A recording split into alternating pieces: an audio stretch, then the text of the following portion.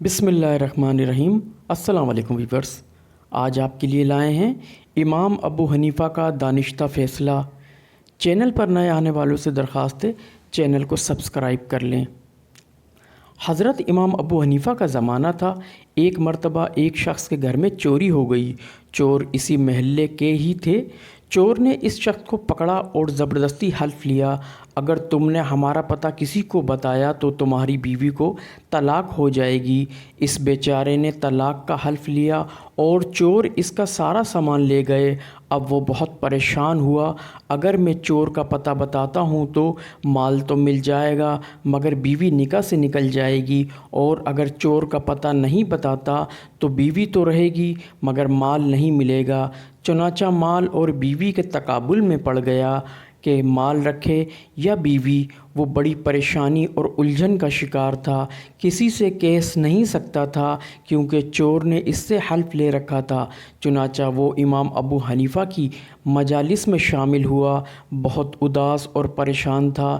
امام ابو حنیفہ نے فرمایا، آج تم بہت اداس اور پریشان ہو، کیا بات ہے؟ اس نے کہا، حضرت میں نہیں بتا سکتا۔ امام ابو حنیفہ نے فرمایا، کچھ تو کہو۔ اس نے کہا، میں نے کچھ بھی کہا تو پتہ نہیں کیا ہو جائے گا۔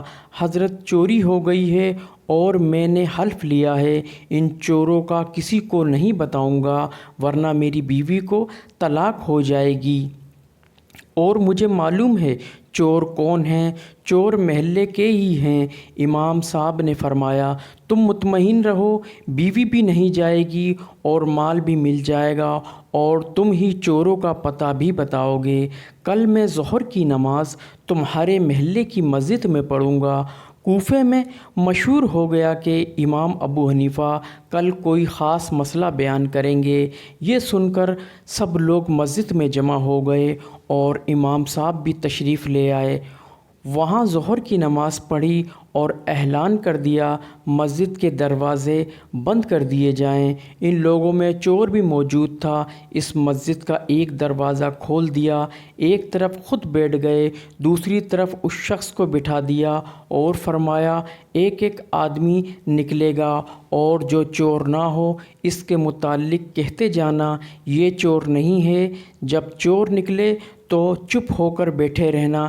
چنانچہ جو چور نہیں ہوتا تھا ان کے متعلق کہتا جاتا تھا، یہ چور نہیں ہے، یہ بھی نہیں ہے، یہ بھی نہیں ہے، اور جب چور نکلا تو خاموش ہو کر بیٹھا رہا، اس نے کچھ کہا بھی نہیں مگر بنا بتائے سارے چور پکڑے گئے اور مال بھی مل گیا، بیوی بھی ہاتھ سے نہیں گئی۔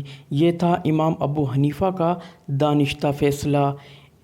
اسی طرح ایک بار ایک شوہر نے اپنی بیوی سے پانی مانگا تو بیوی کچھ کام کر رہی تھی، پانی لانے میں دیر ہو گئی تو شوہر نے غصے میں آ کر بیوی سے کہا، تو نے اگر پانی پھینکا یا پیا تو تجھے 3 طلاق۔ شوہر کا جب غصہ ختم ہوا تو بہت پریشان تھا کہ یہ کیا ہو گیا۔ یہ مسئلہ لے کر امام ابو حنیفہ کے پاس پہنچا۔ آپ نے کہا کہ اپنی بیوی کو کہنا اپنے دوپٹے کو پانی میں اچھی طرح بھگو کر سکھا دے، طلاق بھی نہیں ہوگی اور پانی بھی نہیں رہے گا۔ ویورز، کیسا لگا قصہ؟